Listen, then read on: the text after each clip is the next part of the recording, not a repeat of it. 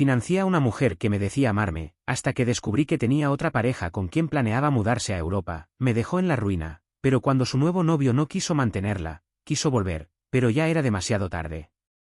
La luz de mi celular parpadeó en la oscuridad, arrancándome de un sueño inquieto. Eran las 3 de la mañana, y el mensaje que apareció en la pantalla me hizo fruncir el ceño. Daniel, lo siento, pero tienes que ver esto. Era de Sofía, una amiga de la universidad con la que apenas hablaba. Adjunto, había un enlace a una historia de Instagram. Mi dedo dudó un segundo antes de hacer clic, pero algo en mi pecho, un presentimiento afilado, me empujó a abrirlo. Lo que vi me cortó la respiración. Era Lana, mi novia, en el aeropuerto, con los brazos alrededor de un hombre que no era yo.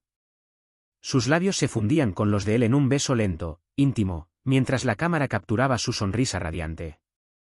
En la pantalla, una frase en letras blancas con un corazón rojo, empezando nuestro nuevo capítulo juntos, Francia. París. El lugar al que yo había enviado a Lana, el lugar por el que vendí mi auto, mi orgullo, mi última gota de estabilidad. Me quedé inmóvil, con el celular temblando en mis manos. El frío que sentía no tenía nada que ver con la noche de verano. Apenas unas horas antes, había firmado los papeles para vender mi Mazda, el auto que compré con mi primer sueldo grande, el que me llevaba a las montañas los fines de semana, el que era mi pequeño escape del mundo. Lo vendí para pagar el boleto de avión de Lana y los gastos iniciales de su supuesta beca artística en París. Es mi gran oportunidad, Daniel, me había dicho, con esos ojos verdes que parecían suplicar y prometer al mismo tiempo. Tú eres mi héroe, el único que cree en mí. Y yo, ciego, enamorado, le creí. Vacié mis ahorros, me endeudé, todo por ella. Todo para que ahora estuviera en los brazos de otro, riendo, mientras yo me quedaba en un apartamento que ya no sentía mío, con deudas que me ahogaban y un hueco en el pecho que no podía nombrar. Intenté llamarla, pero mi número estaba bloqueado. WhatsApp, Instagram, Facebook, todo bloqueado. Era como si hubiera desaparecido de su vida en un instante, como si los 3 años que pasamos juntos, las noches hablando de sueños, los días que trabajé hasta el agotamiento para mantenerla, nunca hubieran existido. Recordé cada sacrificio, los meses pagando la renta del apartamento que compartíamos, sus cursos de arte que nunca terminaba, las cirugías estéticas que ella llamó necesidades médicas, la ropa de diseñador que compraba para sus eventos, el pasaporte que tramité porque no tenía tiempo. Cada centavo que gasté, cada hora que le di, cada pedazo de mí que puse en sus manos, ahora era una burla, una estafa que me dejaba temblando de rabia y dolor. Me senté en el suelo, con la espalda contra la pared, y dejé que las lágrimas cayeran. No eran lágrimas de tristeza, no del todo. Eran de ira, de humillación, de traición. Lloraba por el hombre que había sido, por el idiota que creyó que su amor era real, que pensó que estaba construyendo un futuro con alguien que lo veía como un medio, no como un fin. Revisé el vídeo una y otra vez, buscando una señal, un error, algo que me dijera que esto no era verdad. Pero no había nada.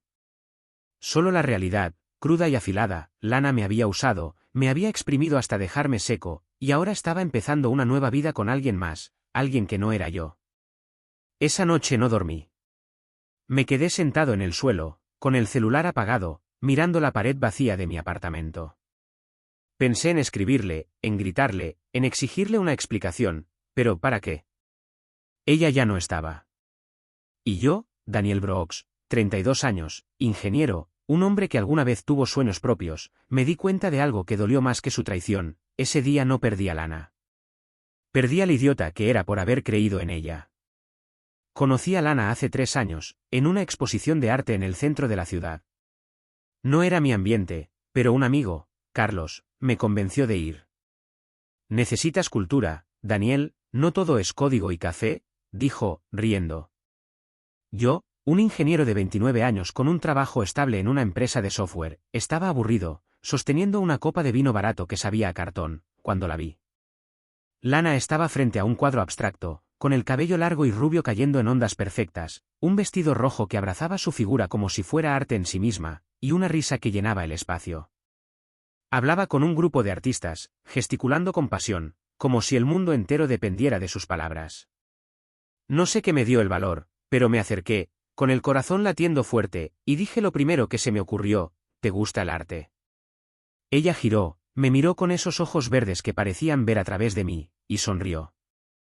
Me gusta lo que dice, no lo que muestra, respondió, y de repente, estábamos hablando. Hablamos de pintura, de música, de sueños. Ella quería ser artista, una pintora que cambiara el mundo con sus lienzos. Decía que el arte era su vida, pero que el sistema la tenía atrapada, que no podía trabajar un empleo normal porque el arte no puede ser esclavo de un horario. Yo, que vivía de horarios, plazos y reuniones, quedé fascinado. Ella era todo lo que yo no era, libre, apasionada, un torbellino de ideas que me hacía sentir que mi vida, tan estructurada, tan predecible, era pequeña. Esa noche, intercambiamos números, y una semana después, tuvimos nuestra primera cita en un café con paredes llenas de grafitis y mesas de madera gastada. Hablamos durante horas, y cuando llegó la cuenta, saqué mi billetera sin pensarlo. Ella puso una mano en mi brazo, con una sonrisa suave, y dijo, «Eres un caballero, Daniel. Mi héroe». Me reí, pero sus palabras se quedaron conmigo, como un trofeo. «Eres el primer hombre que cree en mí», dijo más tarde, tomándome la mano, y yo sentí que había ganado algo, que era especial, que estaba destinado a estar con alguien como ella. Empezamos a salir, y cada día con Lana era como vivir en una película. Me llevaba a galerías de arte, a conciertos under en sótanos llenos de humo, a reuniones con sus amigos artistas que hablaban de revolución y creatividad mientras bebían vino que yo pagaba. Yo cubría las entradas, las cervezas, los materiales de pintura que ella necesitaba desesperadamente para sus proyectos. No me importaba. Estaba enamorado, cegado por la idea de que estaba con alguien extraordinario, alguien que me hacía mejor, alguien que me sacaba de mi zona de confort. Ella decía cosas como, «Estás invirtiendo en nuestro futuro, Daniel. Cuando mi arte despegue, todo esto valdrá la pena». Y yo le creía, porque quería creer, porque su voz, su risa, su forma de mirarme me hacían sentir que era más que un tipo con un trabajo de oficina. Pero ahora, mirando atrás, lo veo claro, no era su pareja, no era su amor. Era su mecenas emocional, alguien que pagaba por el privilegio de estar a su lado, alguien que ella moldeó para servirle. Cada te amo era una transacción, cada abrazo una inversión que yo hacía sin saber que nunca tendría retorno. Y yo, idiota, pensé que eso era amor, que estaba construyendo algo real, cuando en realidad, solo estaba financiando su sueño, uno que nunca me incluyó. Mi vida con Lana se convirtió en una deuda constante, no solo de dinero, sino de mí mismo. Trabajaba como ingeniero en una empresa de software, ganaba un buen sueldo, pero nunca era suficiente. Lana no buscaba trabajo, no lo necesitaba, según ella. Mi arte es mi trabajo, decía, mientras pasaba horas pintando lienzos que nunca terminaba o haciendo lives en Instagram sobre la libertad creativa. Sus publicaciones eran un collage de frases inspiradoras, fotos en cafeterías estéticas y lienzos a medio hacer que ella juraba serían su gran obra. Yo pagaba todo, la renta del apartamento que compartíamos, la comida, las facturas, sus cursos de arte que abandonaba a las pocas semanas, su membresía en un coworking para artistas que usaba más para tomar selfies que para trabajar. Al principio, no me molestaba. Pensaba que era temporal, que ella solo necesitaba un empujón para despegar. Creía que mi apoyo era una inversión, como ella decía, en nuestro futuro juntos. Pero los gastos crecieron, y con ellos, mi ansiedad. Lana quería ropa nueva para sus eventos artísticos, quería viajar a ferias de arte en otras ciudades, quería una laptop nueva porque la suya no soportaba los programas de diseño. Cada vez que abría mi billetera, sentía un nudo en el estómago, pero lo ignoraba. Vendí mis ahorros en criptomonedas, los que había guardado para un proyecto personal, para cubrir sus necesidades.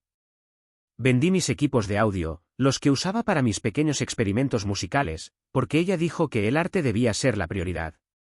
Cada sacrificio era una prueba de mi amor, o eso me decía a mí mismo. Lana empezó a hablar de mudarse a Europa, a París, donde el arte respira. Decía que era nuestro sueño, que nuestro amor crecería allí, que yo podría trabajar remoto mientras ella conquistaba las galerías. Yo, agotado pero todavía enamorado, creí que era una meta compartida. Saqué un préstamo para financiar su residencia artística, un programa que ella juró haber ganado. Pagué su pasaporte, sus vacunas, su boleto de avión. Cuando le dije que no podía seguir gastando tanto, que mis tarjetas estaban al límite, ella lloró. Pensé que eras diferente, Daniel, dijo, con lágrimas que parecían romperse en su rostro. Pensé que eras el hombre que me apoyaría, que creía en mí. Sus lágrimas eran mi kriptonita, y cada vez que las veía, me sentía un monstruo. Así que seguí, hasta que no quedó nada. La semana antes de que se fuera, me dijo que necesitaba un último empujón, un boleto más caro para viajar cómoda y cubrir los primeros meses en París. No tenía más ahorros, no tenía más opciones. Vendí mi Mazda, el auto que había comprado con mi primer sueldo grande, el que me llevaba a las montañas los fines de semana, el que era mi pequeño escape del estrés. Lo hice por ella, porque creía que era amor, porque creía que ella volvería, que esto era temporal. Cada vez que dudaba, ella me miraba con esos ojos grandes y decía, ya no crees en mí, te volviste como todos los demás. Y yo, sintiéndome culpable, abría mi corazón, mi billetera, mi vida, otra vez. Ahora, sentado en mi apartamento casi vacío, con el eco de su traición resonando en mi cabeza, entiendo que nunca fue amor. Era una deuda que pagué con mi vida, y la culpa, la maldita culpa, era mía por dejar que pasara. Me culpaba por no ser suficiente, por no haberla apoyado más, por no haber sido el hombre que ella decía necesitar. Pero esa culpa no era justa, no era real. Era otra de sus armas, otra forma de mantenerme atado a ella, incluso cuando ya se había ido. El vídeo que me mandó Sofía era corto, apenas 15 segundos, pero fue suficiente para destrozarme. Lana, con una maleta que yo había comprado, besaba a un hombre en el aeropuerto de París. Él era alto, con cabello oscuro, una chaqueta de cuero que gritaba dinero, una sonrisa confiada que me hizo apretar los dientes. La maleta, negra con detalles rojos, era inconfundible, la había elegido con ella en una tienda, pagándola con mi tarjeta de crédito que ya estaba al límite. En el fondo, mientras se abrazaban, escuché su voz, esa voz que una vez me susurró, te amo, ahora si nos libramos del bobo. El tipo rió, una risa profunda, burlona, y la historia terminó. Reproduje el vídeo una y otra vez, como si pudiera cambiar lo que veía. Cada repetición era un golpe, un recordatorio de mi estupidez. No comí, no dormí. Sentí ira, un fuego que me quemaba el pecho, pero también vergüenza, una vergüenza tan profunda que no podía mirarme al espejo. ¿Cómo no lo vi? ¿Cómo fui tan ciego? Revisé su Instagram, pero estaba bloqueado. Entonces, por un impulso, revisé mi laptop, la que ella usaba a veces cuando la suya fallaba. Encontré una cuenta de correo que no había cerrado, y lo que vi fue peor que el vídeo, peor que cualquier pesadilla. Eran meses de mensajes con un tal Elliot Grene, un empresario inglés que vivía en París. Planeaban todo, su mudanza, su nueva vida, como ella cerraría el capítulo conmigo. Daniel es un buen tipo, pero demasiado ingenuo, escribió en un correo. Paga todo sin preguntar. Cuando esté lista, me voy contigo. Había fotos de ellos juntos, en cafés, en parques, en una vida que ella ya estaba viviendo mientras yo trabajaba hasta el agotamiento para financiar su sueño. Había itinerarios, reservas de hoteles, incluso un presupuesto donde ella calculaba cuánto más podía sacarme antes de irse. Lo peor fue un correo donde hablaba de una infección que necesitaba tratar con urgencia. Yo había pagado una cirugía, pensando que era médica, creyendo sus lágrimas, sus súplicas. Pero los mensajes revelaban que fue una operación estética, un capricho que ella disfrazó de emergencia para exprimirme más. Me senté en el suelo, con la laptop abierta, y sentí que no podía respirar. Todo era una mentira. Cada te amo, cada lágrima, cada promesa. Ella no era una artista luchando por su sueño. Era una estafadora, una manipuladora que había jugado conmigo como si fuera un peón en su tablero. La vergüenza me consumía, no solo por ella, sino por mí, por haber sido tan ciego, por haber dado todo a alguien que solo tomaba. Quise gritar, romper algo, pero no tenía fuerzas. Solo podía pensar, si ella fue la artista, yo fui su lienzo roto. Cada palabra suya, cada caricia, cada mirada, había sido un trazo en una obra maestra de engaño, y yo, el idiota, había pagado por ser destruido. Los días después de descubrir la verdad fueron un borrón oscuro. Mi apartamento, que una vez estuvo lleno de vida, ahora era un cascarón vacío. Había vendido los muebles para pagar las deudas que acumulé por Lana, el sofá donde veíamos películas, la mesa donde compartíamos desayunos, la lámpara que ella insistió en comprar porque daba vibra artística. Mis tarjetas de crédito estaban al límite, mi cuenta bancaria en números rojos. Apenas podía pagar la renta, y la comida se reducía a fideos instantáneos, café barato y, en los peores días, nada. Mis amigos, los pocos que quedaban, se habían alejado. Durante años, estuve tan metido en Lana, en sus sueños, en sus necesidades, que los descuidé. Siempre estás con ella, Daniel, me dijo una vez Carlos, mi mejor amigo, y yo lo ignoré, pensando que él no entendía. Ahora, no tenía a nadie. Mi familia no ayudó mucho. Mi madre, con su voz de siempre, me dijo, te lo advertí, Daniel. Esa chica nunca me gustó. Mi hermano mayor, Javier, fue más directo, ¿cómo dejaste que te exprimiera así? Eres un idiota. Sus palabras dolían, pero no tanto como mi propia voz interna, la que me repetía que no valía nada, que era un fracaso, que había perdido todo por una mentira. Pasaba semanas sin salir, encerrado en mi cuarto, mirando el techo, preguntándome cómo llegué tan bajo. El espejo de mi baño estaba cubierto con una sábana, porque no podía soportar verme. No era solo la ruina financiera, era la ruina de mí mismo, la sensación de que no quedaba nada de quien fui. Una noche, mientras revolvía una caja vieja buscando algo para vender, encontré un cuaderno.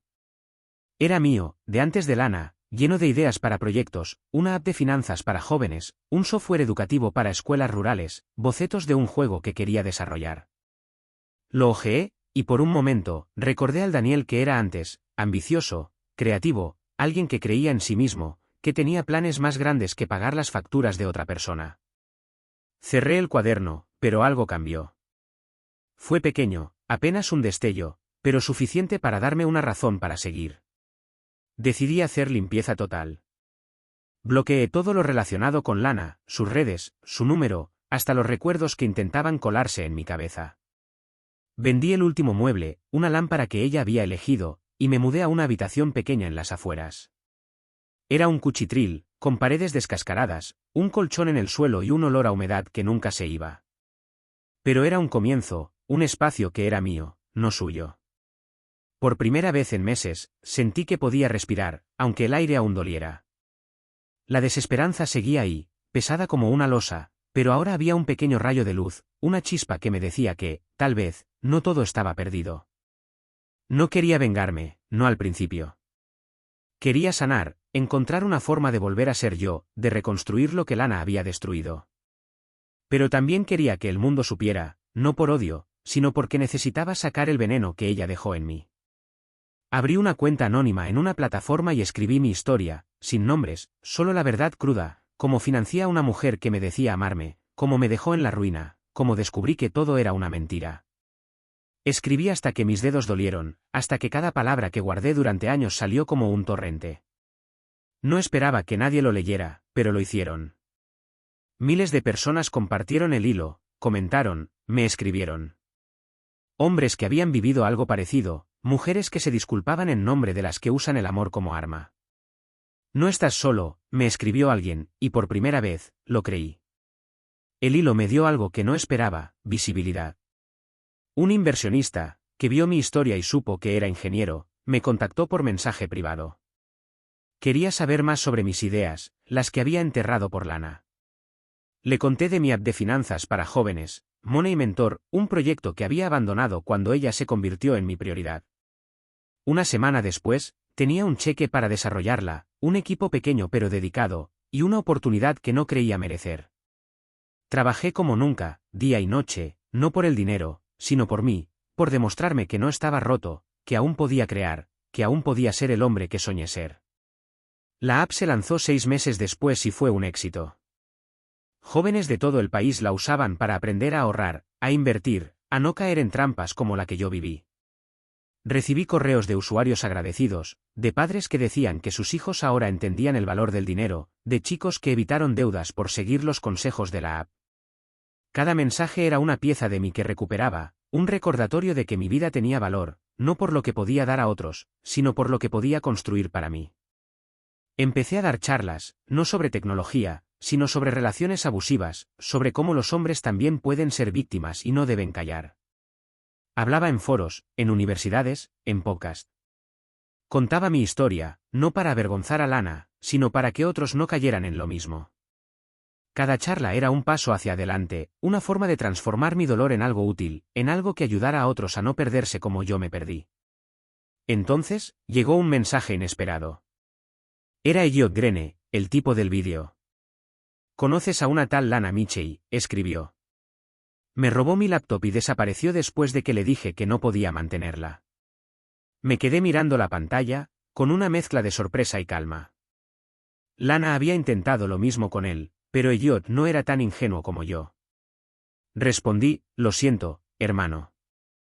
Fuiste el siguiente en la fila». No dije más. No necesitaba hacerlo. La vida ya estaba haciendo su trabajo, y yo, por primera vez, no sentía la necesidad de vengarme. Mi redención no venía de su caída, venía de mi ascenso, de las piezas de mí que había reconstruido, de la vida que ahora era mía. Un año después del vídeo, recibí un correo de Lana. El asunto era simple: por favor, hablemos. Mi primer impulso fue borrarlo, archivarlo, ignorarlo como había ignorado sus recuerdos. Pero algo, quizás la curiosidad, quizás la necesidad de cerrar ese capítulo para siempre, me detuvo. Abrí el correo, y sus palabras me golpearon como un eco de un pasado que ya no quería. «Daniel, cometí errores», escribió. «Sé que te lastimé, pero aún te pienso. Me hiciste sentir segura, especial. ¿Podemos vernos? Estoy en un mal momento». Decía que vivía con su prima en un suburbio, que trabajaba vendiendo plantillas de Canva, que había aprendido de sus errores. Cada palabra sonaba ensayada, como si hubiera practicado frente a un espejo, como si supiera exactamente qué decir para volver a entrar en mi vida. Acepté verla, no por amor, no por esperanza, sino porque quería mirarla a los ojos y saber quién era yo ahora. Nos citamos en un café pequeño, un lugar con mesas de madera y olor a pan recién horneado, lejos de los sitios pretenciosos que ella solía elegir. Llegó puntual, pero no era la Lana que recordaba. Estaba demacrada, con el cabello opaco, ojeras que no podía esconder, un vestido barato que intentaba parecer elegante. Se sentó frente a mí, sonriendo como si nada hubiera pasado, y empezó a hablar. «Te extrañé, Daniel. Cometí un error con Elliot. No era lo que pensé. Tú eras diferente, tú me entendías». La escuché en silencio, sin interrumpir, sin dejar que sus palabras me tocaran. Habló de sus sueños rotos, de cómo París no fue lo que esperaba, de cómo Elliot la dejó cuando se negó a ser su esclava. Intentó tomar mi mano, pero la retiré. Habló de su vida ahora, de lo difícil que era, de cómo se arrepentía de haberme dejado. Cada frase era un intento de manipulación, un eco de la Lana que una vez me tuvo atrapado. Pero yo ya no era ese hombre. Cuando terminó, la miré a los ojos, esos ojos que una vez me hicieron débil, y dije: «Te financié la salida de mi vida, Lana. No pienses que voy a pagar la entrada otra vez». Su rostro se derrumbó, pero no lloró.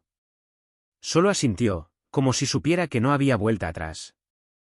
Me levanté, dejé dinero para mi café, solo el mío, y salí.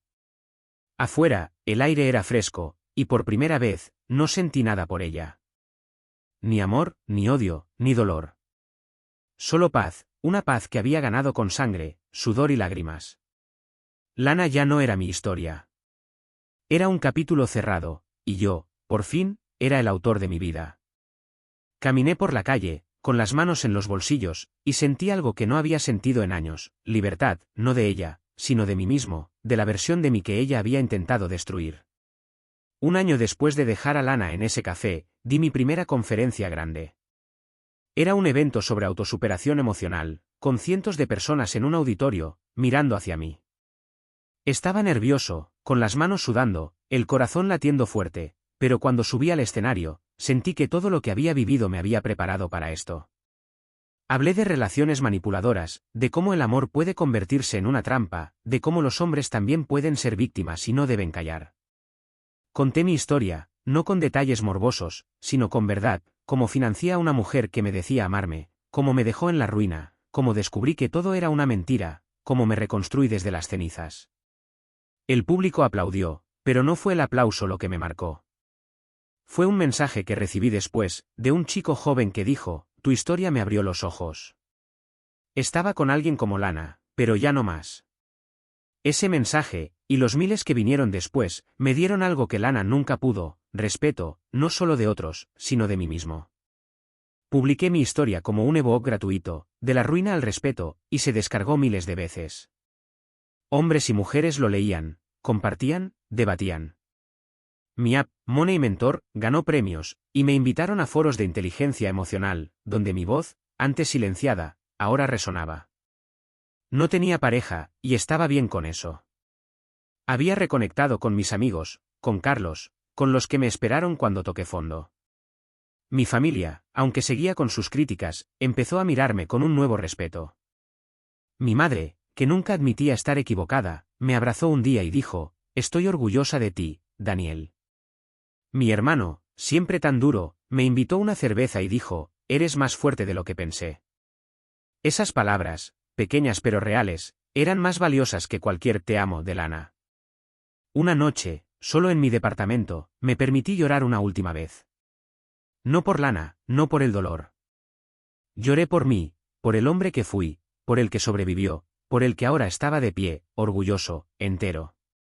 Escribí en mi diario, no hay peor pobreza que la que sufrí amándola. Pero salí rico de mí mismo. Cerré el cuaderno, apagué la luz, y dormí con una paz que no había sentido en años. No era una paz perfecta, no estaba libre de cicatrices, pero era mía, ganada con cada paso, con cada verdad, con cada día que elegí ser yo. Un día, mientras tomaba café en mi nuevo departamento, vi un vídeo en TikTok. Era Lana, sentada en una habitación con paredes descascaradas, un fondo que intentaba parecer elegante pero no engañaba a nadie. Vendía cursos de sanación femenina y rituales con cuarzos, hablando con esa voz suya que una vez me hipnotizó. Pero ahora no tenía fuerza, no tenía magia. Los comentarios eran crueles, ¿sanación?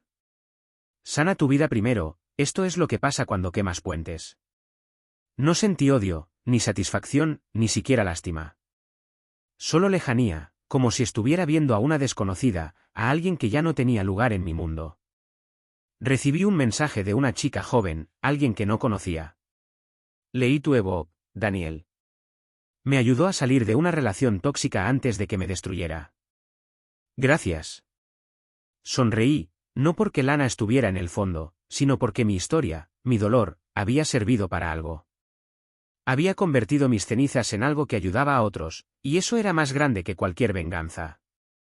Cada mensaje, cada persona que me escribía diciendo que mi historia les dio fuerza, era una confirmación de que había hecho lo correcto, de que mi vida, con todas sus heridas, tenía un propósito.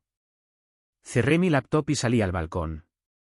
La ciudad estaba viva, con luces parpadeando, autos pasando, gente viviendo sus historias. Y yo, Daniel Brooks, estaba vivo también, más vivo de lo que nunca estuve con Lana. Pensé en ella, en su mentira, en el sueño que me vendió y la pesadilla que me dejó. Pero también pensé en mí, en el hombre que se levantó, que construyó una vida desde cero, que encontró paz en sus propias manos. Escribí una última línea en mi mente, una que lo resumía todo, ella vendía sueños. Yo compré una pesadilla. Pero usé las cenizas para construir mi propia casa. Me quedé allí, con el viento en la cara, sintiendo el peso de mi viaje y la ligereza de mi presente. No necesitaba que Lana cayera, no necesitaba su arrepentimiento. Lo que necesitaba, lo que siempre necesité, ya lo tenía, a mí mismo, entero, libre, en paz. Y eso, después de todo, era la mayor victoria. Y así termina esta historia. ¿Qué hubieran hecho ustedes en su lugar? Déjenmelo en los comentarios que siempre los leo. Si les gustó, no se olviden de dejar su like, suscribirse y activar la campanita para más historias como esta. Subo contenido todos los días, así que no se lo pierdan. Nos vemos en el próximo vídeo.